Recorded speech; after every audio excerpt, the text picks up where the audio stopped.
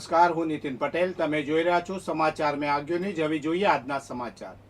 કડીના નાના કડી રોડ પર આવેલ એક બાઇક ગેરેજમાં રવિવારે રાત્રે આગ લાગી હતી. બાલાપીર સર્કલ સામે બનેલી આ ઘટનાને કારણે વિસ્તારમાં અફરાતફરી મચી ગઈ હતી. રાત્રિ દરમિયાન ગેરેજમાંથી ધુમાડા નીકળતા જોઈને રાહદારી પ્રિતેશ પટેલે બાલાપીર દરગાહના ટ્રસ્ટીઓ સદ્દામ દિવાન, અકરમ દિવાન, અલ્તાફ દિવાન અને મુસ્તકીમ દિવાનને જાણ કરી હતી. ટ્રસ્ટીઓએ તાત્કાલિક કડી નગરપાલિકાને જાણ કરતા 2 ફાયર ફાઇટરો ઘટના સ્થળે પહોંચ્યા હતા. ફાયર ફાઇટરોએ પાણીનો મારો ચલાવી આગને કાબૂમાં લીધી હતી.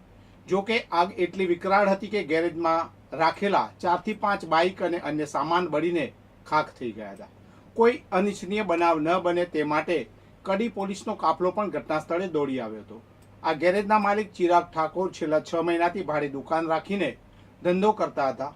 રવિવારે તેઓ કામ અર્થે પોતાની પત્ની સાથે સુરેન્દ્રનગર ગયા હોવાથી ગેરેજ બંધ હતું. સદનસીબે આ ઘટનામાં કોઈ જાનહાનિ થઈ નહોતી. બનાસકાંઠા એલસીબીએ પાથાવાડા પોલીસ સ્ટેશન વિસ્તારના લાખણાસર ગામની સીમમાંથી દારૂની હેરાફેરી ઝડપી પાડી છે. પોલીસે એક ગાડીમાંથી ભારતીય બનાવટનો વિદેશી દારૂ અને વાહન સહિત કુલ રૂપિયા 5,60,519નો મુદ્દામાલ જપ્ત કર્યો છે. જપ્ત કરાયેલા મુદ્દામાલમાં 72 નંગ વિદેશી દારૂની બોટલોનો સમાવેશ થાય છે, જેની કિંમત રૂપિયા 2,50,519 આંકવામાં આવી છે. આ દારૂ ગાડીમાંથી મળી આવ્યો હતો.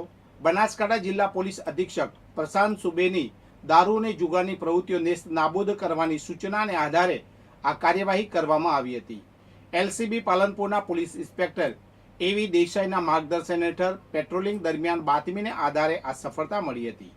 પોલીસે વાહન ચાલક અને દારૂ ભરાવનાર વ્યક્તિ વિરુદ્ધ પાથાવાડા પોલીસ સ્ટેશનમાં કાયદેસરની કાર્યવાહી હાથ ધરી છે. પાટણ શહેર બી ડિવિઝન પોલીસે ગેરકાયદેસર રીતે કતલખાને લઈ જવાતા 32 પશુઓ સાથે એક આઈસર ગાડીના ચાલક અફઝલ ખાન મહેબૂબ અલી પિંજારાની ધરપકડ કરી છે. આઈસરમાં 31 પાડા અને એક પાડીને અત્યંત કષ્ટદાયક રીતે ખીચોખીચ ભરવામાં આવ્યા હતા અને તેમના માટે ઘાસચારો કે પાણીની કોઈ વ્યવસ્થા નહોતી. આ ઘટના પાટણ ચાણસ્મા રોડ પર આવેલા સુદામા 3 રસ્તા પાસે બની હતી. કંબોઈ કાંકરેજના રહેવાસી વિક્રમસિંહ શાંતુજી સોલંકીએ આ અંગે પોલીસને જાણ કરી હતી. વિક્રમસિંહ સોલંકીને તેમના કૌટુંબિક ભાઈ જીતેન્દ્રસિંહ સોલંકીનો ફોન આવ્યો હતો, જેમણે જણાવ્યું કે પાટણ લીલીવાડી ખાતે તેમની આગળ જતી એક આઈસર ગાડી રજીસ્ટ્રેશન નંબર GJ01DZ 6030 શંકાસ્પદ જણાય છે અને તેમાં ભેંસના પાડા પાડીઓ ખીચોખીચ ભરેલા છે. આ માહિતી મળતા વિક્રમસિંહ અને તેમના સાથીઓએ પંદરલાપ ચોકડી સુદામા 4 રસ્તે આઈસરને રોકવાનો પ્રયાસ કર્યો હતો. આઈસર ચાલકને પોલીસ સ્ટેશન લઈ જવાનું કહેતા તેણે ગાડી ભગાવી હતી. ફરિયાદી અને અન્ય લોકોએ પીછો કરતા આઈસર સુદામા 3 રસ્તાથી થોડેક દૂર રોડની કટ આવતા પાછી વાળી આઈસરમાં બેઠેલા 2 વ્યક્તિઓમાંથી ડ્રાઈવરને આજુબાજુના લોકોની મદદથી પકડી લેવાયો, જ્યારે બીજો ઈસમ ભાગી છૂટ્યો હતો. પકડાયેલા ડ્રાઈવરની ઓળખ અફઝલ ખાન મહેબૂબ અલી પિંજારા, ઉંમર વર્ષ આશરે 32, રહેવાસી ઇન્દિરા કોલોની, પાલી, રાજસ્થાન તરીકે થઈ છે.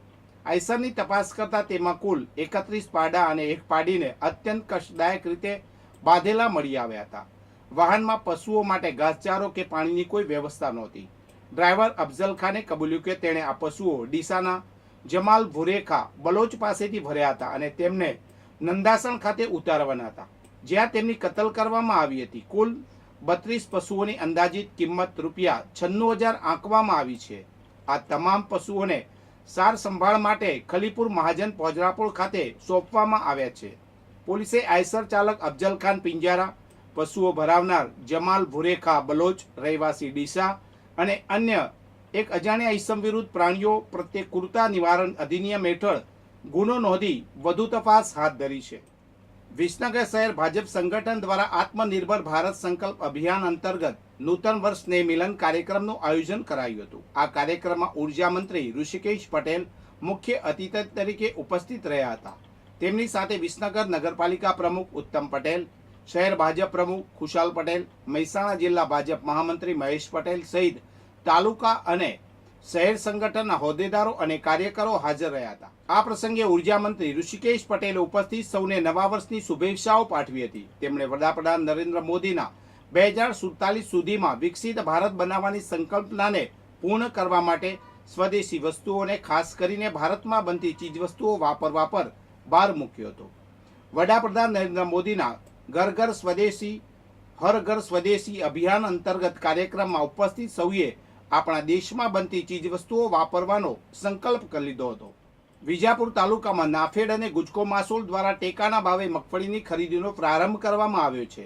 રાજ્ય સરકારની પ્રાઇઝ સપોર્ટ સ્કીમ અંતર્ગત વિજાપુર એપીએમસી અને તાલુકા સહકારી ખરીદ વેચાણ સંઘ મારફતે આ ખરીદી શરૂ થઈ. ખેડૂતોને પ્રતિ 20 કિલો દીઠ રૂપિયા 1452.60 નો ભાવ મળશે. ગુજરાત રાજ્ય સરકારે ખેડૂતોને તેમના પાકનું પોષણક્ષમ વળતર મળી રહે તે હેતુથી આ ભાવ નક્કી કર્યો છે. અત્યાર સુધીમાં 8000 જેટલા ખેડૂતોએ આ ખરીદી માટે ઓનલાઈન નોંધણી કરાવી છે. તાલુકામાં મોટાભાગના ખેડૂતોએ મગફળીનું મોટા પાયે વાવેતર કર્યું હતું. જોકે સિઝનના અંતે આવેલા પાછોતરા વરસાદને કારણે પાકને મોટું નુકસાન થયું હતું.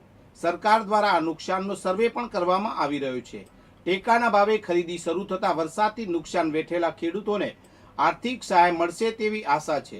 વિજાપુર એપીએમસી ખાતે મગફળી ખરીદીના પ્રારંભ ધારાસભ્ય સીજે ચાવડાના હસ્તે કરવામાં આવ્યો હતો. આ પ્રસંગે પૂર્વ ધારાસભ્યો Kantibhai Patel, PI Patel, Ramanbhai Patel, APMC chairman Rajubhai Patel, vice chairman Bachubhai Patel, જિલ્લા ભાજપ પ્રમુખ ગિરીશભાઈ, તાલુકા ભાજપ પ્રમુખ હાર્દિકભાઈ પટેલ, તાલુકા સંઘના ચેરમેન કાંતિભાઈ પટેલ અને વાઇસ ચેરમેન શંકરભાઈ ચૌધરી સહિતના અગ્રણીઓ ઉપસ્થિત રહ્યા હતા. વધુ સમાચાર માટે જોતા રહો સમાચાર મેં આગે ન્યૂઝ. નમસ્કાર.